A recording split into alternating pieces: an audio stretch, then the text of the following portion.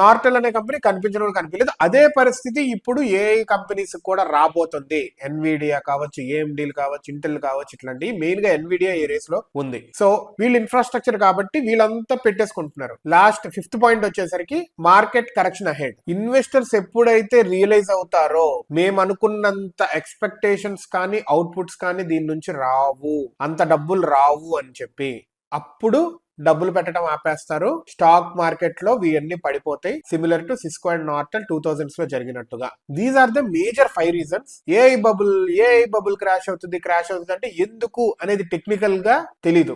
అసలు dot com crash అన్నారు. ఎందుకు అంటే ఇది డబ్బులు ఎక్కువ పెట్టేసి దాని నుంచి అవుట్పుట్ రాలేదు వాళ్ళకి. బేసికల్లీ రియల్ బిజినెస్ కి వాల్యూ లేకుండా ఏ ఇంటిగ్రేట్ చేస్తున్నారంటే ఏసేసే 10 కోట్లు 20 కోట్లు అంటే అవ్వదు కదా. సింపుల్ టర్మ్స్ లో చెప్పాలంటే ఏఐ మార్కెట్ ఎలా కనిపిస్తుంది అంటే గోల్డ్ రష్ లాగా ఇప్పుడు కనిపిస్తుంది.